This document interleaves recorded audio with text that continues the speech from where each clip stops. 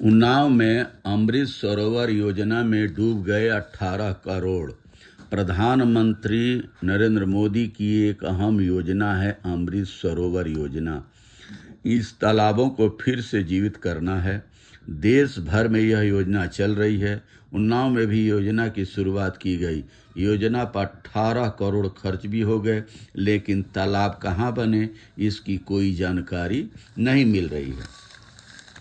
प्रधानमंत्री नरेंद्र मोदी की महत्वाकांक्षी अमृत सरोवर योजना की वर्तमान स्थिति बेहद चिंताजनक है। तालाबों को पुनर्जीवित करने, उन्हें कचरों से मुक्त करने की मंशा की आड़ में ग्राम प्रधान, पंचायत सचिव, ब्लॉक से लेकर जिला स्तर के अधिकारियों ने सरकार से मिली धनराशि तो खपा दी, लेकिन धरातल पर कोई लाभ नहीं मिला। योजना के तहत पुराने तालाबों के सौंदर्यीकरण, पानी भराव, बेंच, ओपन जिम समेत कई सुविधाएं सिर्फ कागजों में ही विकसित की गई है।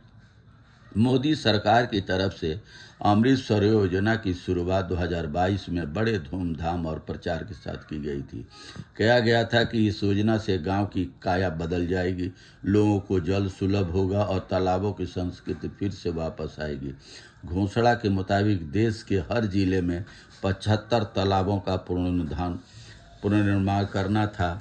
यह भी कहा गया था कि इन तालाबों से जल संरक्षण को बढ़ावा मिलेगा और तालाब के किनारे पिकनिक स्पॉट बनेंगे। कई लोगों को रोजगार भी मिलेंगे और सबसे बड़ी बात कि गांव की संस्कृति समृद्ध होगी और अतिक्रमण जो हो रहा है वो भी रुकेगा। ये योजना के तहत उन्नाव में अब तक 311 तालाबों की अमृत सरोवर के रूप में विकसित किया गया। प्रत्येक तालाब पर औसतन 6 से 7 लाख रुपए सौंदर्यीकरण, पानी भराव, बेंच, ओपन जिम और अन्य सुविधाएं विकसित की गई। पूरी योजना पर कुल 18.66 करोड़ रुपए खर्च किए गए, लेकिन धरातल पर स्थिति आपको चौंका देगी। तालाब के पास कार्य संबंधी लगाए गए डिस्प्ले बोर्ड बदहाल चुके हैं।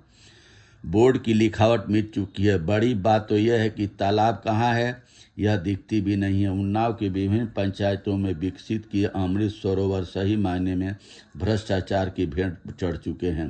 गर्मी के दिनों में तालाबों में पानी नहीं है। ग्राम पंचायत भलामा, सिकंदरपुर, सरोही, कोलू, हागाड़ा, सिकंदरपुर, कर्ण, रिठनई, सिकंदरपुर, कर्ण, रामपुर, खालसा, बिछियाँ, टीकर, गढ़ी, बिछियाँ, कोरारी कला, बिछियाँ, ओरहर, बिछियाँ, कलीगांव, मियाँगंज समेत तमाम गांवों में बने तालाबों में धूल उड़ रही है। ओपन जिम के उपकरण, रेलिंग, बेंच आदि सब कुछ नदारद हैं। कई तालाबों की जमीनों पर कब्जे हो गए हैं, जहां अब मवेशी बांधे जा रहे हैं।